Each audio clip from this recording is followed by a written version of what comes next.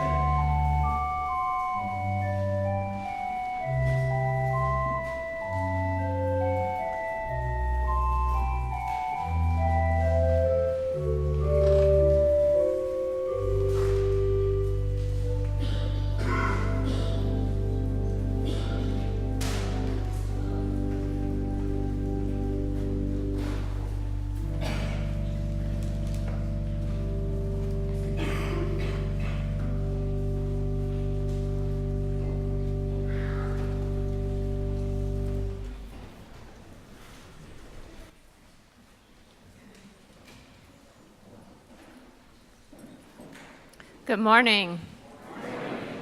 Welcome to the First Unitarian Society of Madison. This is a community where curious seekers gather to explore spiritual, ethical, and social issues in an accepting and nurturing environment. Unitarian Universalism supports the freedom of conscience of each individual, as together we seek to be a force for good in the world. My name is Karen Bringleson, and on behalf of the congregation, I would like to extend a special welcome to visitors.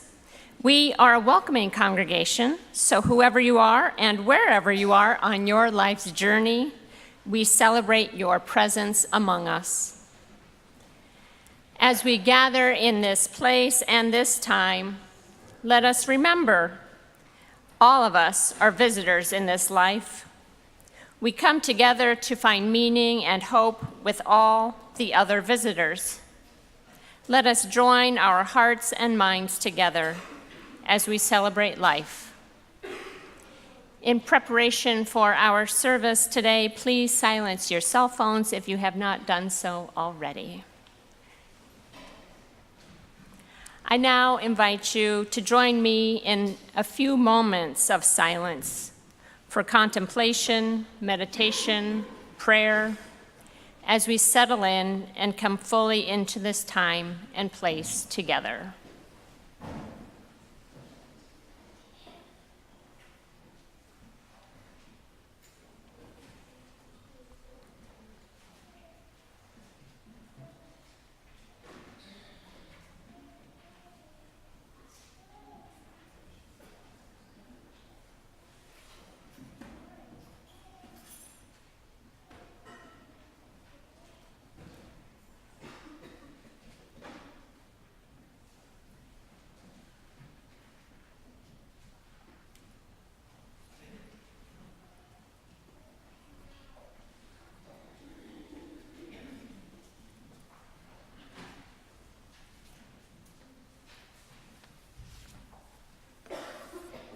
Good morning.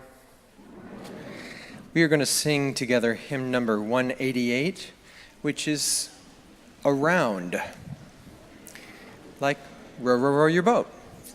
So, we're going to do it this way. We're going to sing together 2 times through so we can feel good about the melody, and then we're going to sing it as a round.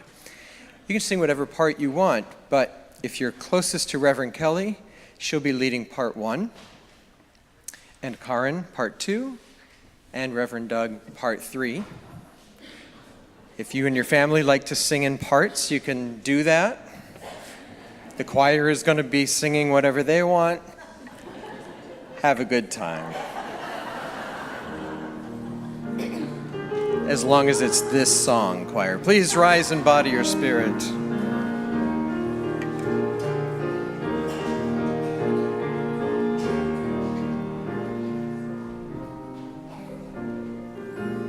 Let's sing together.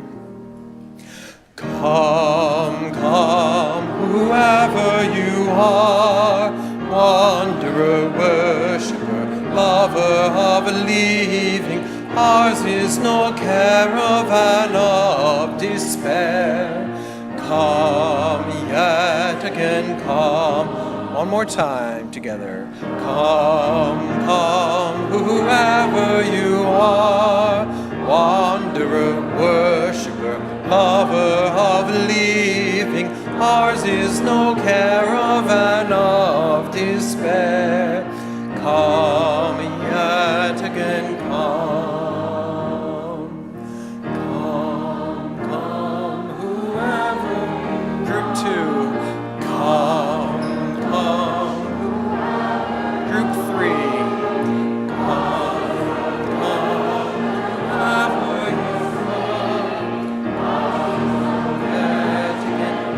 One more time. Come, come, whoever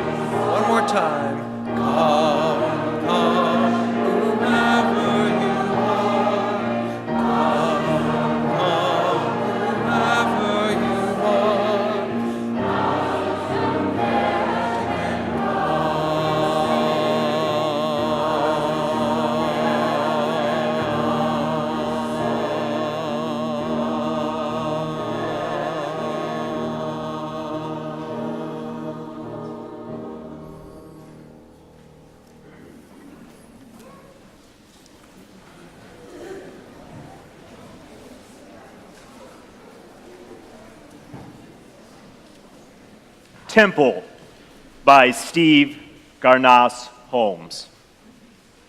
Tourists come to admire the temple, to take pictures and buy mementos, but it's not on their maps.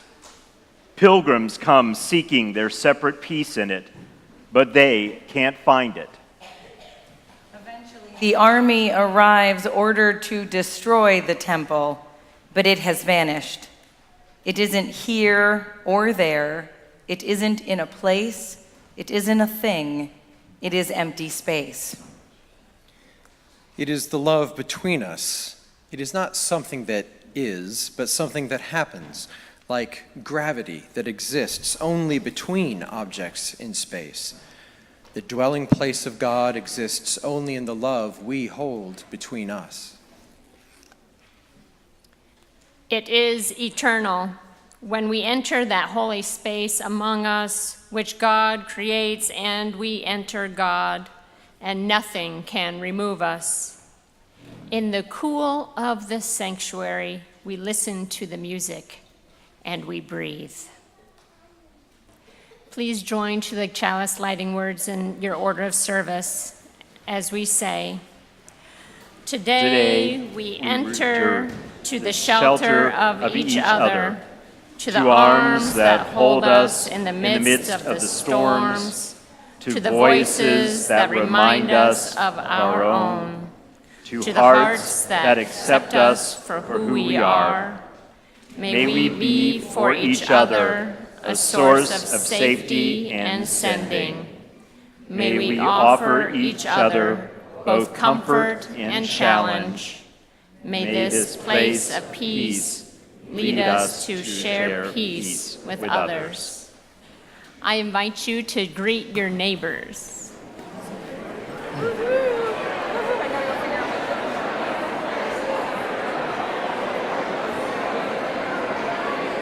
Good morning.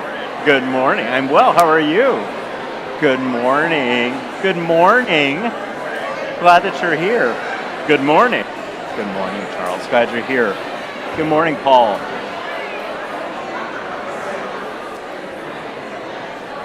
Good morning. Good morning. Good morning. Good morning. High five. Woo. Thank you. Good morning, John. It'll go with Karen. So.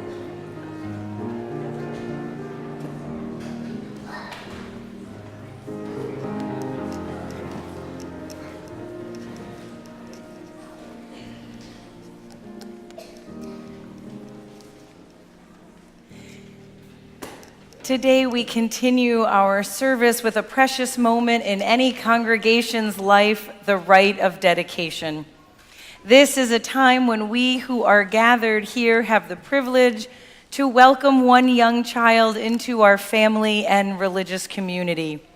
Today it is our cherished assignment to welcome and pledge our care to Juniper Quinn Egan. Today, all of us gathered here are more than casual witnesses to life's gifts and nature's marvelous creations. We are all being invited to share the joy which these parents take in their child to enter more fully into their lives. We continue time and again with this ritual because children are our delight. By them, we are reminded of life's small joys and wisdoms. Antoine de Saint-Exupéry writes that in a house which becomes a home, one hands down and another takes up the heritage of mind and heart, laughter and tears, musings and deeds. Love, like a carefully loaded ship, crosses the gulf between the generations.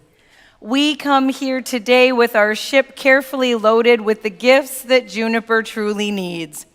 Ears to listen, arms to embrace, a world of experience to encourage her inquiring mind. We are blessed by her presence among us and pray that our lives will be a blessing to her. I invite us to rise in all the ways that we do. Your response is an insert in the order of service.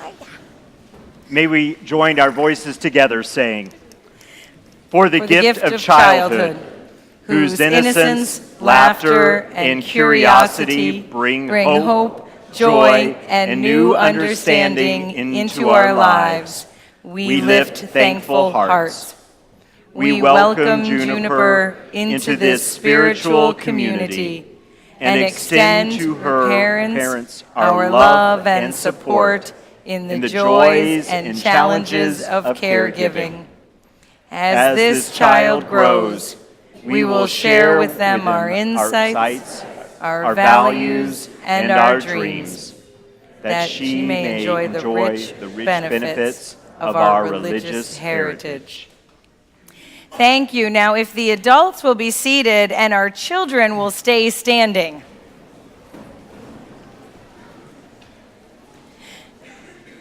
Today, we welcome Juniper into our first Unitarian family. Soon, she'll be part of our classes here. She'll be growing and playing and learning with you. So I ask you to join us in welcoming her. Will you try to be true friends to her? Will you speak with kindness? Will you treat her with fairness and help her to feel at home here? If so, please say, "We will." We will. Thanks, guys. Please be seated. And now to those who've brought their child before us, Brendan and Kinnick Egan. As caregivers, it is your privilege and obligation to provide an environment both of security and challenge in which this young soul who you bring before us today will grow. Do you commit yourselves to promote her physical, emotional, and spiritual well-being? Will you respect as well as protect this child and bestow your love as a free and unmerited gift? Do you also reaffirm your commitment today to one another as partners in life and in parenting? If so, please say, "We do." All right. Now, we have a few special folks with us today. We have Big Brother Aiden, and we have our grandparents, Pat and Lloyd Egan. If you will please stand. Do you take upon yourselves the privilege and responsibility to nurture, defend, and support the inherent worth and dignity of this child to whom you bear a special relationship? Will you encourage her to grow in freedom and spirit and always seek the truth? Will you help her to grow in love for the larger human family, to love and respect the larger community of life to which we all belong? If so, please make this sacred promise by responding, "We will." Thank you. Please be seated. Now, in the act of dedication, we use the symbolism of water as a sign of our common heritage. There's no suggestion here of a washing away of inherited sin. This child came into the world with the limitations natural to our species, but she arrived innocent. Water here stands for vitality. It is the essence of life, the foundation of being. Its use here reminds us of our common bond with all-embracing, ever-sustaining nature. It is also the water of our community, the waters of the world, gathered at our water communion service. This water was an offering of the earth, brought to us in joy for the sake of memory and community. Its use here reminds us of the ever-sustaining and embracing love of this community. Brendan and Kinnick, name this child. It's cold. Are you ready? Juniper Quinn Egan, we dedicate you in the name of truth, the promise of love, and the fellowship of this society. May you be granted clarity of thought, integrity of speech, and a compassionate heart. As a token of her dedication, we give to Juniper a rosebud, fragrant symbol of beauty, promise, and love. This rose has no thorns, symbolizing the better world we would like to give to our children. And while we know that the world is not altogether as lovely as this rosebud, we hope that Juniper will learn to recognize the beauty and the goodness which does exist, that she will grow in wisdom and compassion, adding her own beauty to the world. Juniper, as this flower unfolds in all its natural beauty, so may your life unfold. We also give to her a blanket, a gift from the members of our shawl ministry program. Junie, when you see this blanket, may you be reminded of the warmth of the community and the love for you and your family. Today we have dedicated this child. May we also dedicate ourselves. As we contemplate the miracle of new life, as we renew in our hearts a sense of wonder and joy, may we be stirred to a fresh awareness of the sacredness of life and the divine promise of childhood. May we pledge to build a world in which all children grow, surrounded by beauty, embraced by love, and cradled in the arms of peace. May we pass on the light of compassion and courage, and may that light burn brightly within us all. If you'll join me in welcoming Junie.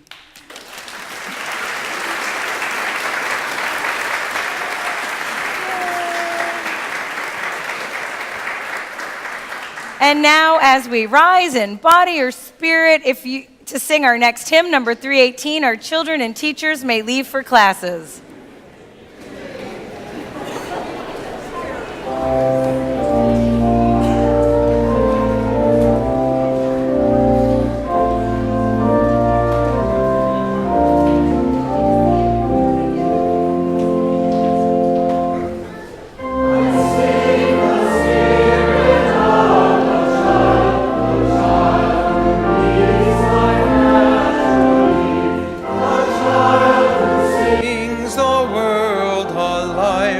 And greets the morning sun with glee.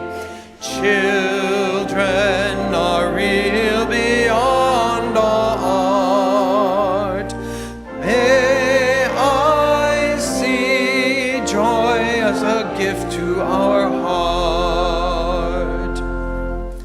I seek the freedom of a child who loves instinctively, who lights our day with just a smile and shines that light on all we see. Children are real beyond all fears.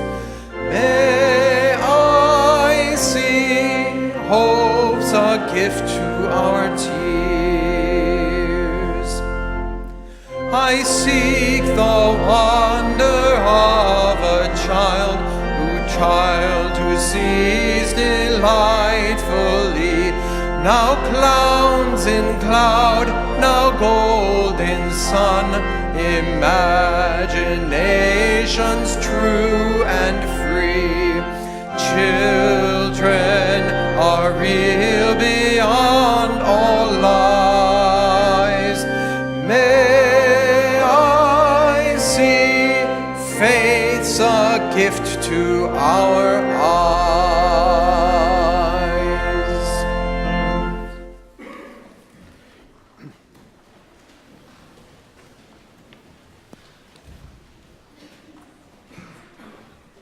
This month, we move into a new theme, the theme of sanctuary. And as we did last month, we are presenting a collage of reactions, thoughts, reflections on the theme of sanctuary by our worship team. I begin with a reading by the Reverend Kathleen McTeague, entitled, "This Place is Sanctuary." You who are brokenhearted, who woke today with despair whistling through your mind, come in. You who are brave but wounded, limping through life and hurting with every step, come in.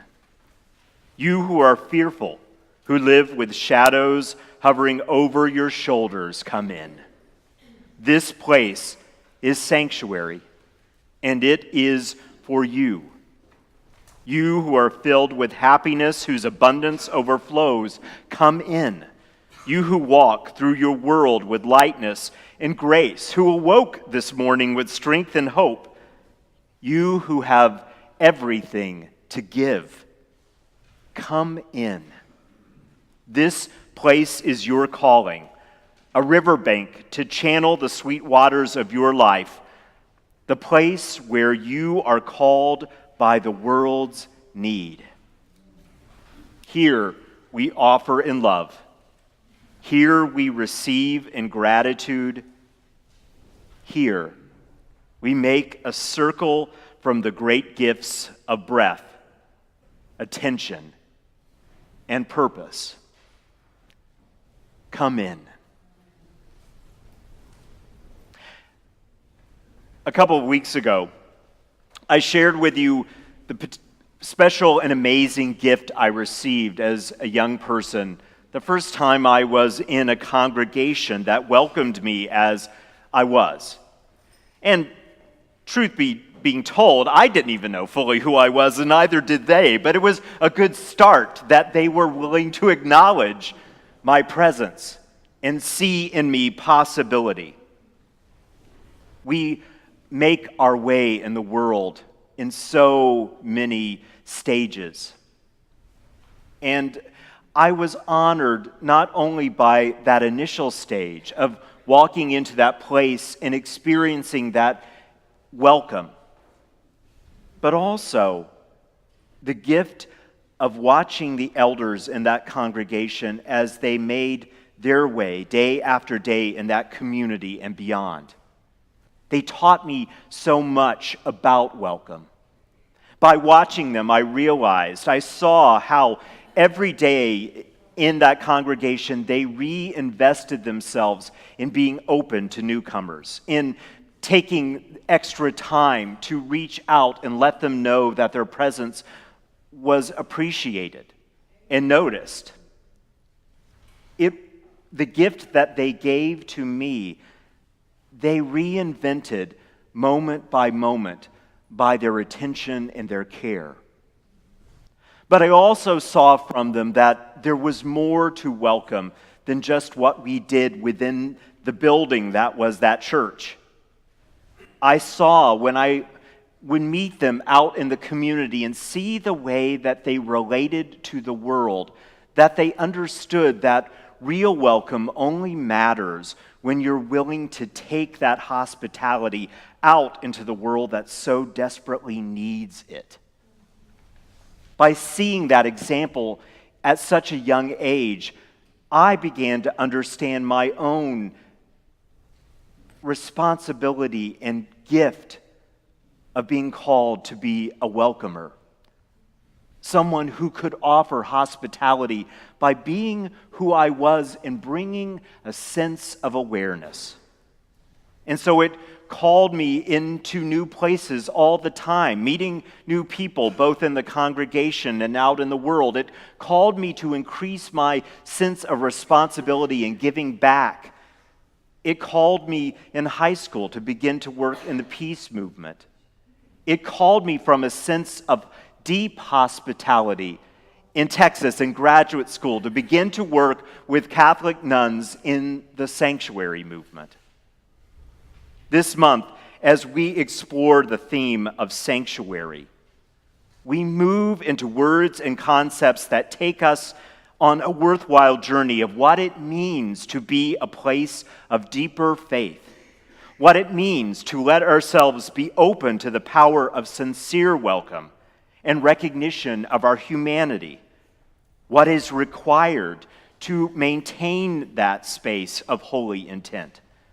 In exploring and answering these questions, we engage much of the essential questions of why we exist as a congregation. Sanctuary is a word derived from the Latin sanctuarium. And like all words that end in arium, it means a container, something that keeps something in it. And in this case, it is all of the myriad ways that we understand the sacred and holy in people, in places, in ideas. It is an ancient idea. The area around the altar came to be called the sanctuary, and that terminology transcends Christianity. In King Solomon's temple in 950, before the Common Era, the sanctuary there was where the Holy of Holies, the Ark of the Covenant, was kept. And in Greek temples, the place where they believed that the power of the gods most resided that was where in their temple they would call it the sanctuary. But the concept all along understood the ramifications of deeper hospitality as a spiritual practice outside of the walls of the temple or the church. In the 12th to 16th century in medieval England, sanctuary was defined as a legal procedure in both canon law, the law of the church, and in secular common law. It was the last resort of someone accused of crimes, often under chase by a mob seeking retribution. Once the fugitive crossed the threshold of the churchyard, the community was required at that point to keep that person safe and feed them for up to 40 days. Before there was due process as part of our legal system, sanctuary delayed legal decision and enabled people to negotiate alternatives or to try to clear their name. Such sanctuary practiced saving lives, providing time for negotiation, and allowing people to go into exile rather than to stand trial. But more than that, that concept had a symbolic value. Even in providing bare-bones safety, as the original concept did, medieval sanctuary marked that people are vulnerable. And by protecting them, we participate in a sacred duty. Sanctuary asks us not to think of polarities, but of an ongoing continuum between the needs for places of inner peace, deep clarity, radical acceptance, and love, and the cyclical necessity that any real change, any real justice, any real mercy requires deep undergirding and deep resolve and continuous work and exploration. It isn't an either-or choice for a congregation.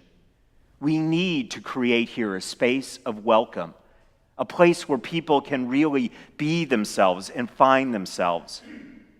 And that is in one continuous work within turning that sense of hospitality out to the world, and especially in this week where we have yet again said to people who have been abused by power that your voices do not matter. We will not listen to you.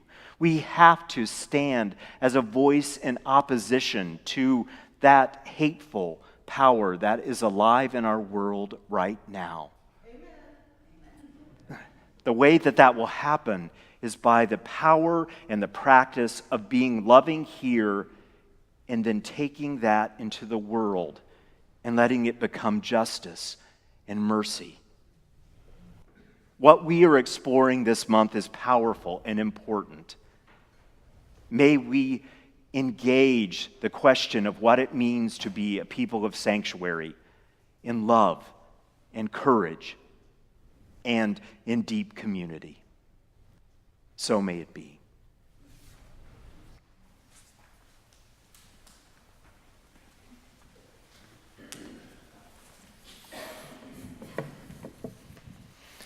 I am Karen Bringleson.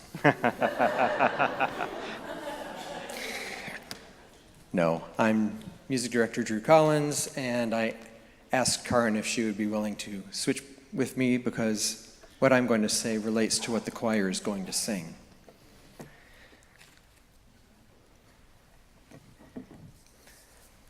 O black and unknown bards of long ago, how came your lips to touch the sacred fire?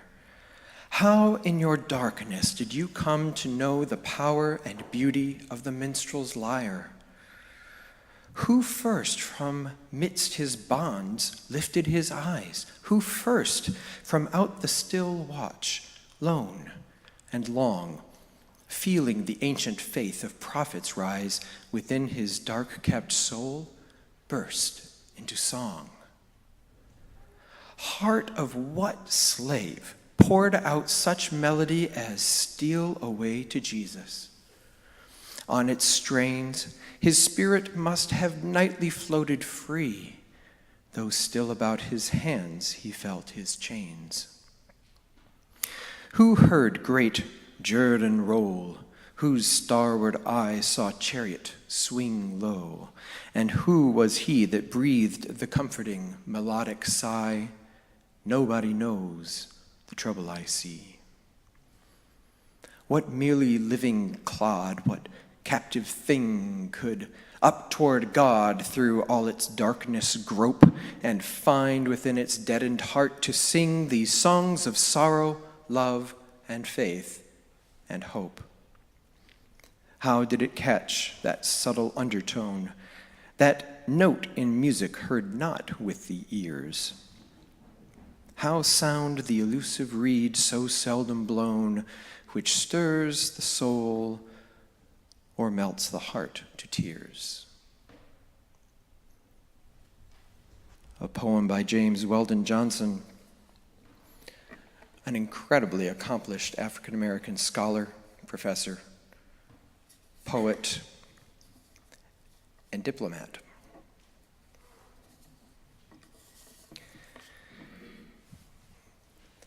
Spirituals, I have heard them described, are hope floating on a sea of despair, like oil on water.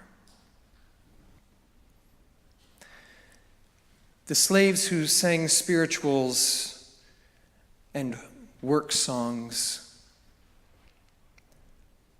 did so in an effort to build a sanctuary around themselves from the horrors and atrocities that they experienced on a daily, hourly basis. Their hopes were rooted in the long view of justice. They felt that if they waited long enough, there would be justice on earth or in heaven. We hear spirituals describing walking around heaven in golden shoes. That's hope.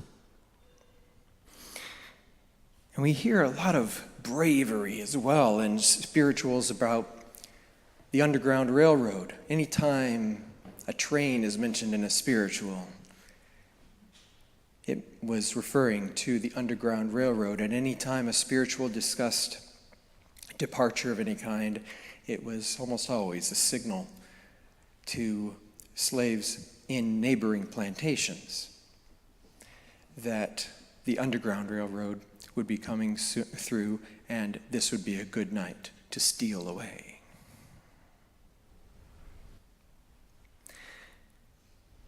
In the crucible of history and of justice, we burn away the impurities of our society and ourselves. The process feels slow sometimes. And we need coping mechanisms and patience in order to let justice serve itself and us. That's difficult. Most of us aren't used to waiting. Most of us can't wait till November.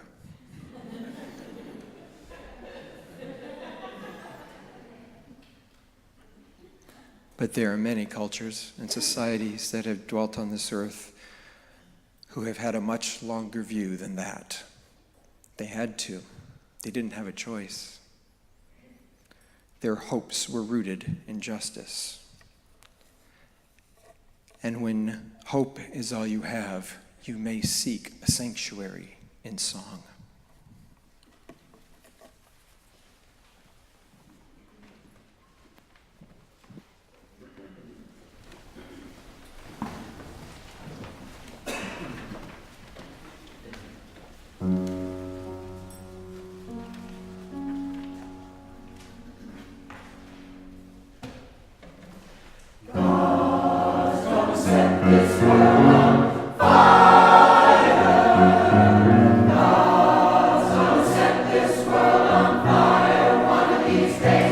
Hallelujah.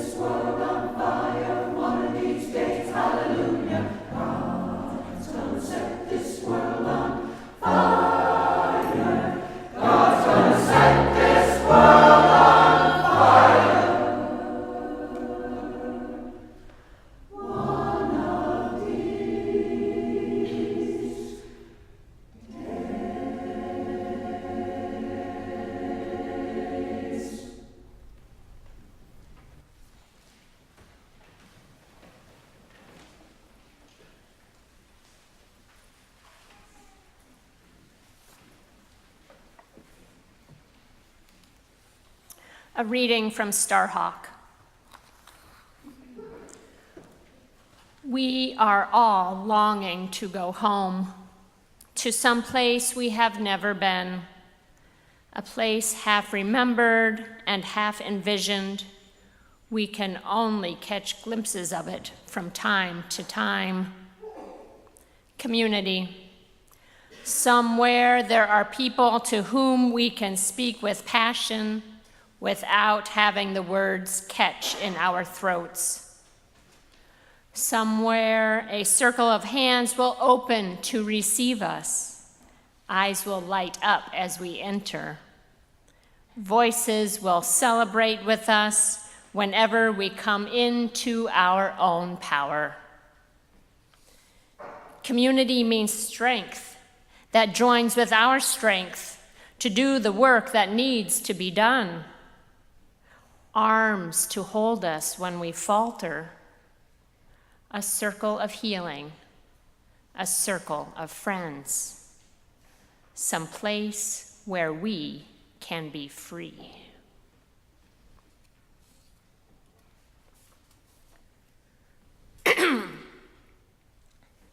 Almost every August as our kid was growing up, my wife Bev and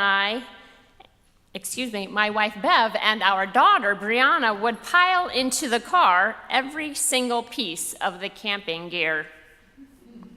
Some years I would come along too. We would drive for hours, usually taking a ferry across Lake Michigan, but other times driving around Chicago to arrive in rural Michigan for a music festival. This is where we would experience the kind of community of which Starhawk writes. There was an intention at this festival, one of collaboration, cooperation, and co-creation. In addition to enjoying the musical concerts, the dance performances, and the comedy routines, each festigoer was asked to work 2 4-hour shifts. During my orientation to the open-air kitchen, I was instructed on the secret to cooking good-tasting food. The most important ingredient that you will put into the food today, the staff person explained, is love. Never cook with a bitter heart. I know that such a community of love is possible in Unitarian Universalist spaces too. I'm still new around here, but I imagine community happens in our religious education classes when eyes light up as beloved friends enter the room. I imagine community happens in ministry team gatherings when we speak with passion without having the words catch in our throats. I imagine community happens in spiritual practice groups where comfort is offered during those times when we falter. I even imagine that community will happen in the upcoming journey circles, where there will be circles of friends, circles of healing. I invite us to provide sanctuary with and for one another. Come knowing that this will require an intention of love, and that work will need to be done. But with our strength joined together, voices will celebrate with us whenever we come into our own power.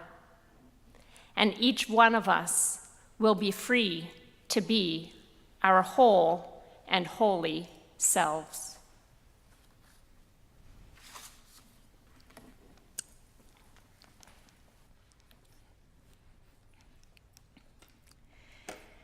And our final reading this morning from Naomi Shihab Nye.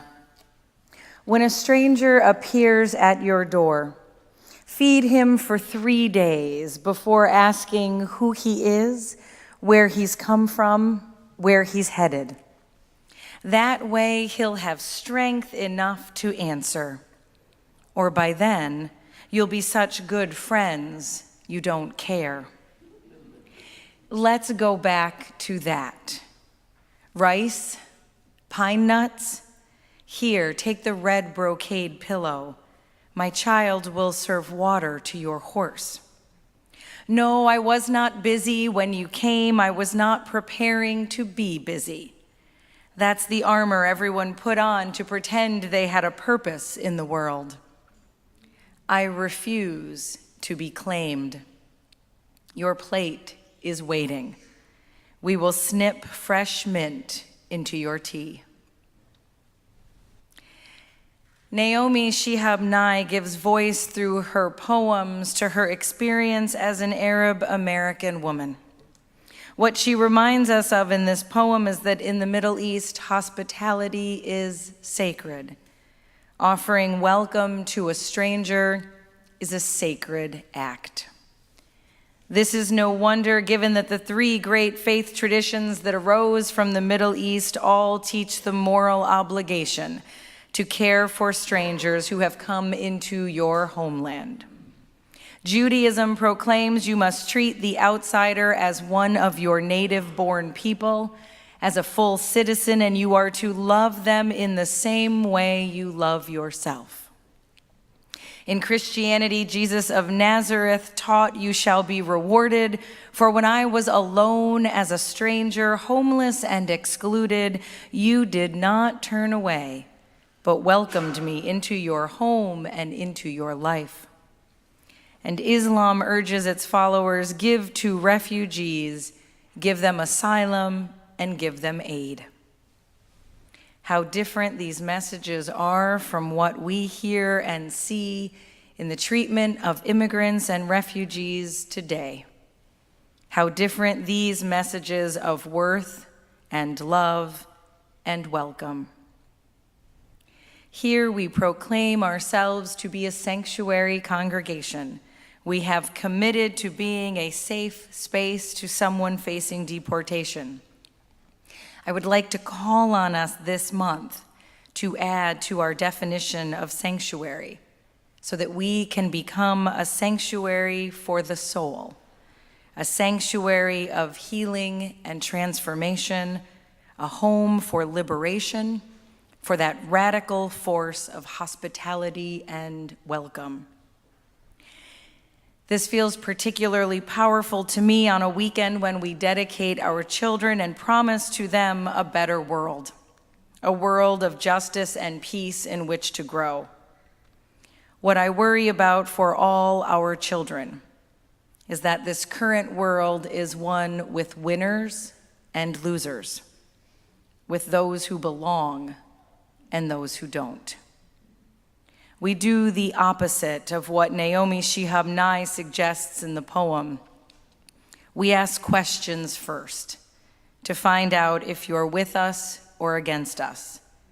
And then we decide whether or not to offer you tea, to listen to your story, to try and understand.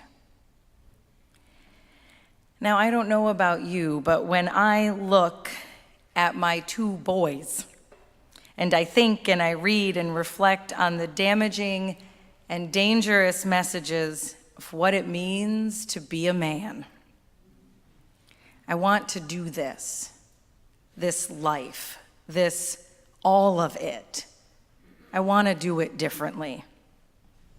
When I awake at 3 a.m. because the fear and the worry and the despair is too much in me, I look at them and I think of you. For many years now, I have lived here among you, and I see in your energy and commitment a powerful force for good in this world. I see us working to change the rules, to create a community guided by faith. Our Unitarianism teaching that all of us are one, that we win or lose together. And our Universalism teaching that love is infinite and unconditional. There is enough for everyone. The sanctuary we create here, the sanctuary of the soul, honors the worth of everyone, teaches us to trust our conscience, to pursue compassion, to honor and care for this world we share. In this sanctuary, we teach our children and remind ourselves it is okay to be different. It is okay to cry, to be vulnerable, to ask for help, to make mistakes, to apologize, to start again, to stay in community when it is easy and beautiful, and to stay in community when it is so very hard. So may we commit ourselves to sustaining and growing our definition of sanctuary, to becoming a haven for all, to doing the work to make that vision a reality. May we remember that when a stranger appears at our door, may we feed him for 3 days before asking who he is and where he's come from and where he's headed. That way he'll have strength enough to answer. Or by then, we'll be such good friends that we don't care. Let's go back to that. And I now invite you in the giving and receiving of the morning's offering. Our outreach offering recipient this weekend is the Illuminosi Project. You can find out more about their good work in your order of service or at their brightly lit, beautiful table that is directly outside the auditorium in the Commons. We thank you for your generosity.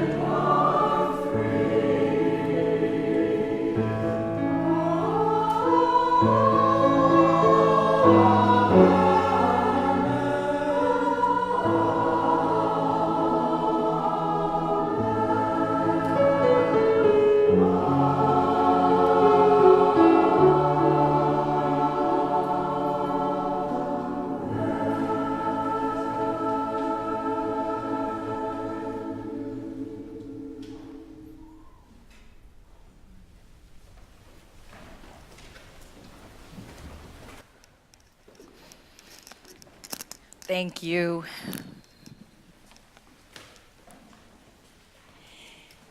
The interim time seeks a particular and intentional shared and transformative ministry.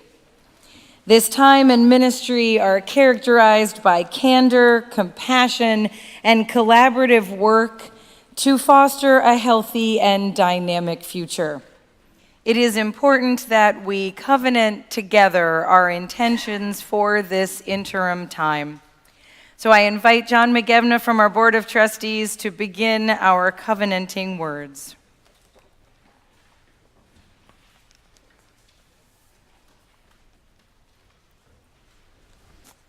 Will all who are members and friends of this congregation rise in body or spirit to enter into mutual covenants with the Reverend Douglas Watkins and our interim minister.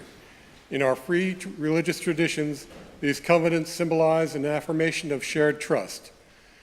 Doug, we would have you dwell among us speaking truth as you discern it in freedom and love.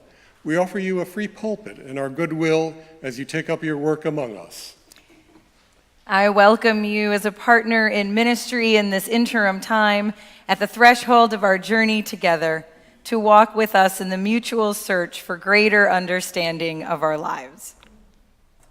I welcome you as our partner in lifespan religious education as we affirm together the importance of our heritage, our values, and the full range of religious educational experiences. And I invite the congregation to speak the congregation's response printed in the order of service insert. We will use our hands and hearts, our vision and voices to help and not to harm this beloved community through this time of transition. I too will use my hand and heart, my vision and voice to help and not harm your beloved community through this time of transition. We will share our portions of truth with you and will listen deeply to what you say, that we may grow in understanding.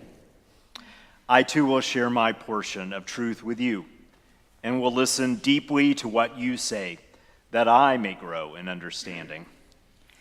We will dare to disagree agreeably with you, to dream what we may become, and to venture down some untried paths as we make ready for calling a new minister to partner with us. I will dare to speak hard truths to you as best as I can discern them, to hold up a mirror so that you can see your past and present clearly, and to make some empty space here for the new to enter in. We know that the work of this congregation belongs to us all. During our time together, may we be a blessing to each other, and together, may we be a blessing to the world. Blessed be. Amen. Thank you all. Please be seated. And before Karin shares our cares of the congregation, I just want to remind you that we do have a reception after our service today out in the Commons in honor of our welcoming of Doug and Drew and Karin. So please stick around after service and spend some time welcoming them. We join together each week, a community who gathers with joys and sorrows written on our hearts. In this place, we love and are loved. We give and we receive in return. We come together to find strength and common purpose, turning our minds and hearts toward one another, seeking to bring into our circle of concern all who need our love and support. This week, our thoughts and prayers are with the family of Norma Denner, who passed away last Sunday. A memorial service was held yesterday morning. There's also a joy of a recent wedding. Lori Newman shares that their son Michael Sinclair was married in a beautiful location in Manitowish Waters, thanks to the lovely work of Reverend Kelly. And a joy from Cece Boyard. She's glad to have Susan and Terry back home after some time in the Seattle area. We also remember the joys and sorrows too tender to share that live in the fullness of our hearts. And we know that the events surrounding the recent Supreme Court hearings raised deep hurt and anger for many of us. May we seek, each in our own way, to respond as protectors of truth and voices of compassion and justice in this divisive and difficult time. And you will see in the red floor, there is a statement from our congregation. May we remember that we are a part of the web of life that makes us one with all humanity, with all the universe. May we be grateful for the miracle of life that we share and the hope that gives us the power to care, to remember, and to love. And now I invite you into our closing hymn, number 131, Love Will Guide Us. Please rise in all the ways that we do.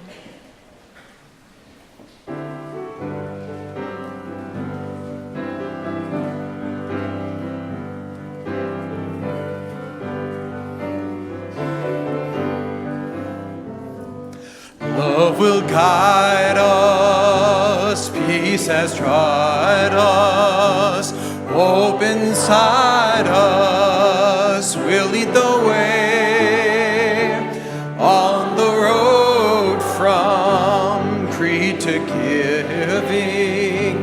Love will guide us through the hard night. If you cannot sing like angels, if you cannot speak before thousands, you can give from deep within you. You can change the world with your love. Let's hear it now. Here we go. Love will guide us. Peace has tried us. Hope inside us. Hope will lead the way on the road from greed to giving. Love will guide us through the hard night.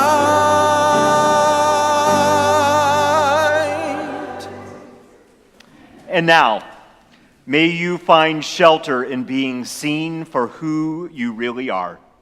May you find hope in this place. May you dwell always in your goodness, and may goodness and hope be your eternal home. Though we extinguish this chalice, we do not extinguish the light of wisdom, the fire of our commitment, the warmth of our love and our care. These remain in your lives until you gather in this place again. Before we go to our reception, I invite you for a few moments more together to enjoy the gift of music.